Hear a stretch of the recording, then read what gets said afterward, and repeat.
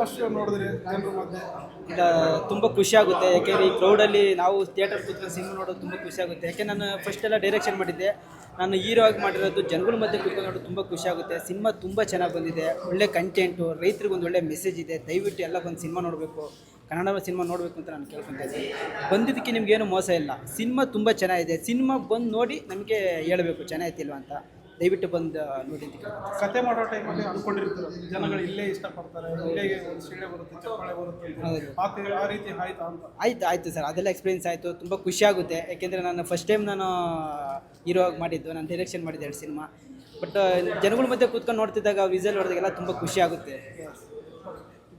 Madam, Hubli ಹುಡುಗಿ ಜನರಿಗೆ ಹೇಗೆ ರೆಸ್ಪಾನ್ಸ್ ಸಿಗ್ತಾ ಇದೆ? ಚೆನ್ನಾಗಿ ರೆಸ್ಪಾನ್ಸ್ ಸಿಗ್ತಾ ಇದೆ. ಅಂದ್ಕೊಂಡಿರ್ಲಿಲ್ಲ ಇಷ್ಟೊಂದು ಚೆನ್ನಾಗಿ ಬರ್ತಾರೆ, ಇಷ್ಟೊಂದು ರೆಸ್ಪಾನ್ಸ್ ಸಿಗುತ್ತೆ ಅಂತ. ತುಂಬ ಖುಷಿ ಆಗ್ತಾ ಇದೆ. ಹೇಗೆ ಹೇಳಬೇಕು ಅಂತ ಗೊತ್ತಾಗ್ತಿಲ್ಲ, ಬಟ್ ತುಂಬ ಖುಷಿ ಆಗ್ತಾ ಇದೆ. ಎಲ್ಲರೂ ಬಂದು ನೋಡಿ, ನಿಮ್ಗೆ ಖುಷಿ ಆಗುತ್ತೆ. ಒಂದು ಒಳ್ಳೆ ಮೂವಿ ಅಂತಲೇ ಹೇಳ್ಬೋದು. ನಿಮ್ಮ ಆ್ಯಕ್ಟಿಂಗ್ ಬಗ್ಗೆ ಏನಾದ್ರು ಹೇಳಿದ್ರಾ? ಇಲ್ಲ, ನಾನು ಅಂದ್ಕೊಂಡಿದ್ದೆ ಸ್ಕ್ರೀನ್ ಮೇಲೆ ಹೆಂಗೆ ಬಂದಿರುತ್ತೋ ಏನೋ ಅಂದ್ಕೊಂಡಿದ್ದೆ, ಬಟ್ ಇವಾಗ ನೋಡಿದರೆ ಚೆನ್ನಾಗಿ ಮಾಡಿದ್ದೀನಿ, ಚೆನ್ನಾಗಿ ಬಂದಿದೆ ಎಲ್ಲ.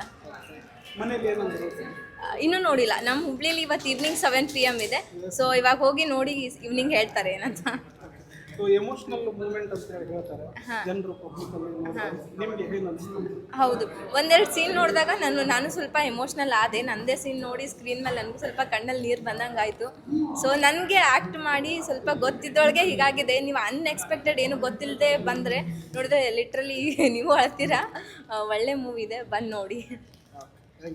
Thank you.